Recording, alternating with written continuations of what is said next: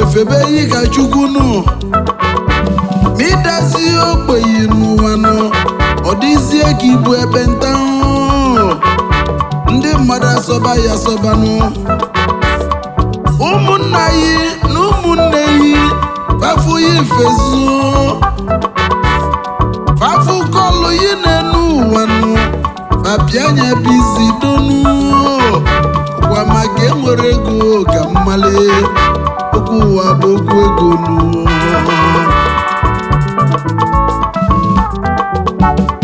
o wee bụrụ maka ife anya mụ na-afụzi ndị n'ụwa nke m maka na okolobịa na-enwere ego ọ na-ekwukwu nkwukwu o ji emezi okwu ba n'ego ogbenye sila ọnụ ha maka na olu ebe ị ga-ekwu okwu ilotezie ka ibe ya dịnụ iwolu ọnụ itinye n'akpa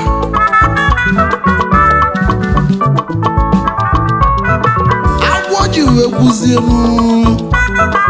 ọsị na ifia ji nonyezie ụkwụ anụ aka n'afọ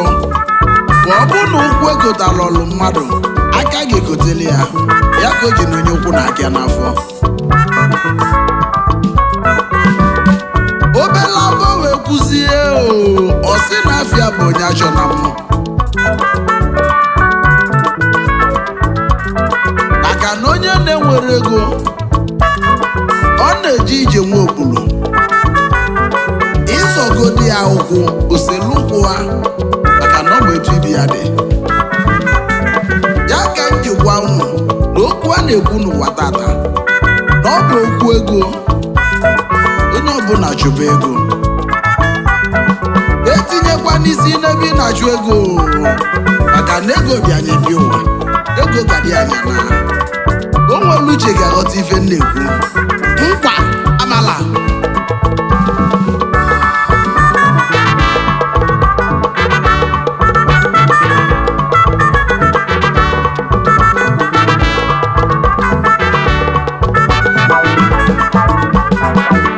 okwu ụwa bụ okwu ego okwu ụwa bụ okwu ego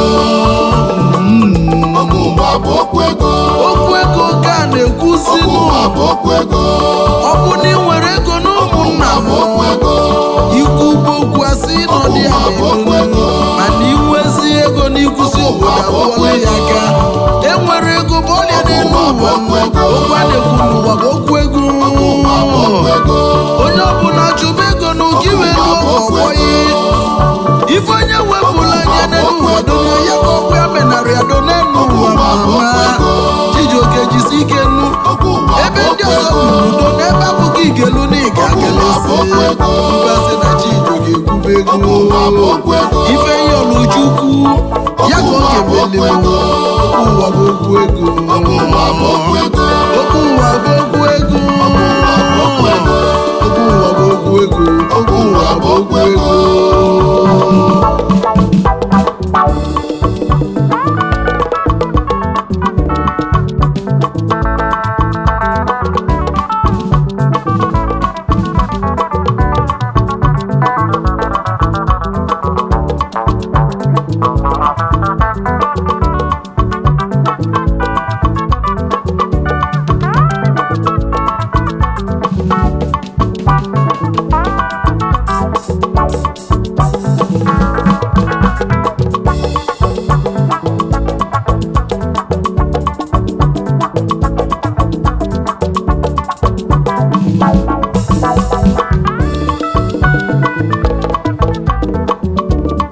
ife na-emezi ka ndị mmadụ nwale bụ na ezigbo omume nwere ozife ọ bụ n'ụwa nka o ji eme oge ikwuzi eziokwu ụmụaka si anọdị anị n'oge nke ya agago ụfọdụ ajụbazi enye ego ole ka ị kpatara maka na ego nazi n'ụmụaka ya ka ị ga-eji mazinu n'elu ụwa gbodogo isi naanị maka na ndị Igbo gwara anyị na ezi afa ka ego tata na ego kazi ezi afa o eji eme onye zusizi ori nata n'obodo ya echi bie echichi n'ụwa onwe ọzọ onye ga-elota n'origo na-ezu unu wee mali n'okwu ụwa bụ okwu ego njọ mmadụ meli n'enu ụwa nụ enogadigide tata na ego na-asachasị njọ na-ejizi maka ego lofuo njọ falozo na bụrụ etu a na gboo okwu ụwa bụ okwu ego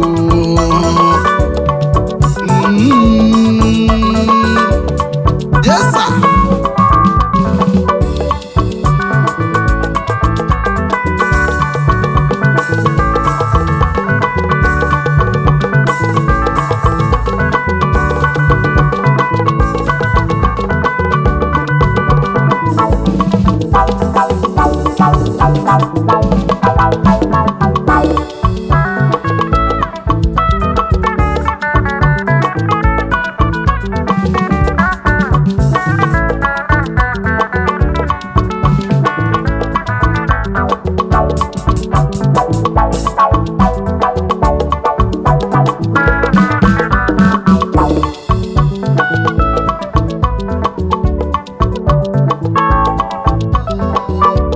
Fake life ejugo ebe niile na Naịjirịa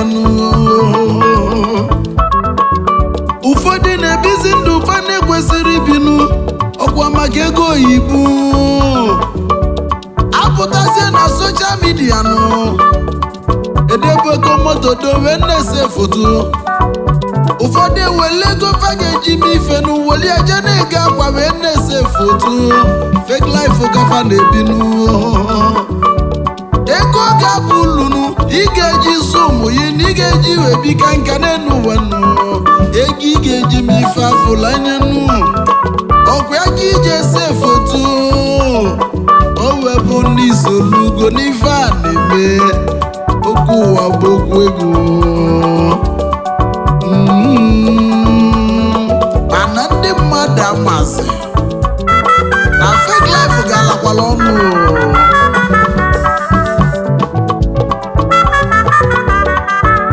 onye ji sekuriti aga echi niile ọ bụ na ego kụọ n'aka n'ozizo ka ọ ga na-ezozi maka na onye nwere abịa wee gobe n'ebe aka n'elulọ mbọsi ọ ga-ejezi ibula abịa ọ ga-esizi onetu wee gote ya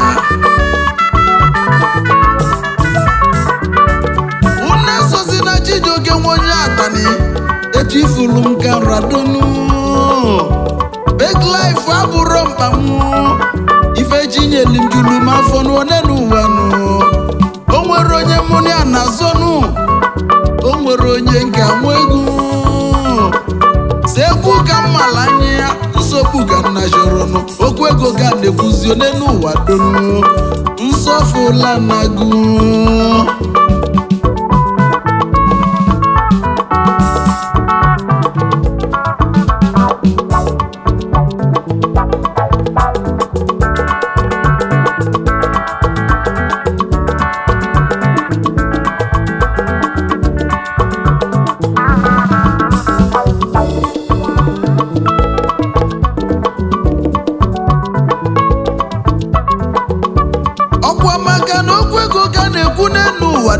ụfọdụ ji adaba na njọ ụfọdụ ụmụ okolobịa ndị na-etonite na fa na-ezuzi orinu ụfọdụ na-emezi kidnapping ụfọdụ na-apịa igwe n'elu ụwa donokwa ka fa wee solunu n'ife a na-eme maka na okwu a na-ekwu bụ okwu ego onye na-enwere ego nọ n'afụfụ ego okwu abalị adebe n'akụkụ udonu onye ga-ekwuli ya nụ oke mmali okwu ụwa bụ okwu ego nkụbazi na m ekwubegonu ka njenu nanụ ma bịa n'ife ngagbanụ zeriga o nwere uche ga-egote ife na-ekwu n'enu ụwa mụnụ okwu ụwa bụ okwu ego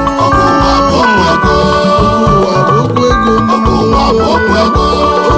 bụ ụwa na-ekwuzi ezigbo emume adịghị asị n'elu ụwa nsọfụla na-agụ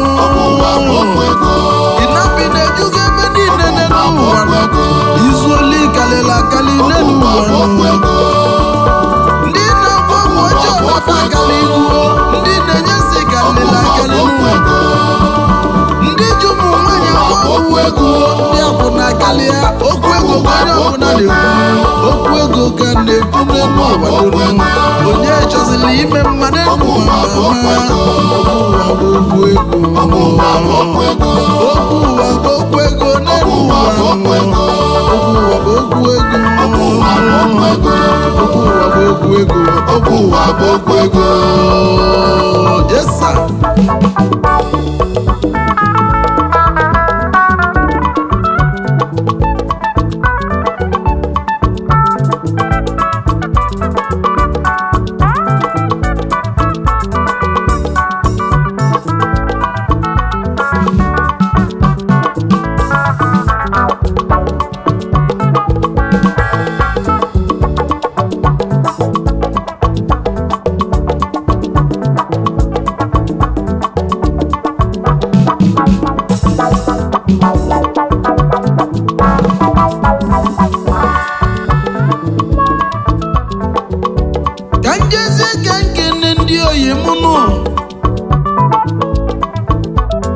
maka na ife nwanne na-emeli nwanne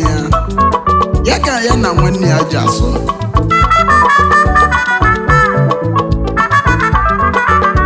Chivito Nwalibe Akụnụ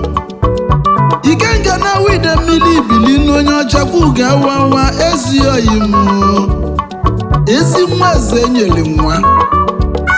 Chairman Chief Executive Officer VCN Sport International Limited na Harvester Hotel and Suites na Lagos n'Owerri n'Orlu obele nwa na-ego yi kalịla akalịnụ onye ọma fụlụ Chijioke n'anya ọga ime Chijioke rike ezi nwa eze nyere nwa na anyị kenele nwenye awololo awide miliki isejenu keneli modozi akwụyinu lọlọ Tina Nwalibe Akụnụ ijele nwanyị ọma ogelimaliso dị ya ọdịgoji ọgwanụ dị ya onye ọma gabanụ n'iru ti oyi mụnụ Chief Ogbuefi Amonyesi Ugonna nwa Ameliakụ 1 na Amụifeke n'Orlu Imo Steeti ojigode mogonu na Abidjan gị na Chinu ọkụ na-enye ife Obidara Chukwu n'ụmụobom Amụifeke n'Orlu n'Imo ọ gbapụlụ mmiri n'obodo ya nụ ọ gbapụlụ mmiri ụzọ na-abọ wee nye ndị obodo ya n'obodo wee nwebe anwụlinu ojigode mogobia ama onye nwe ugo na onye ọma bilinu nwoke mali mma ka nwaanyị bịa na onye ọma na ịdị mmanụ odogwu ga-aba n'irunu Director CAU Amonye Investment na Abidjan na China keneli mezigbo nna ya inoso bilinu late Ishie Chuks Ugonna nwa Ameliakụ na Amụifeke onye ọma na Chukwu ya anabata mkpụrụ obi na ndokwa ka njezi nna nnobi ka nje kenezi oyi mụ n'ọbụ onye ka na-ekwu nnu Chief Peter Ibeneme Ọbadozuọra 1 na Nnobi keneli modozi ekwughinu nwanyị ọma lọlọ gịnị ka Ibeneme ọmaobi dị ya keneli mezigbo nwanne yinu Chief James Ibeneme ife adịga nwanne na Nnobi onye ọma na Bayelsa ezi oyiyi nwoke eniya mmadụ ka anyị ji kalisianụ Chief Anayo Ilo Unique Life Continental Hotel and Suites Ụmụahịa onye ọma na ọ ga-adịle ya mma ezi nwa Ibeneme bilinu bi nwa Ibeneme na ọgbata ozuọrụ onye ego onye ọma na ịdị mmanụ odogwu gaba n'iru n'elu ụwa n'udo nkwa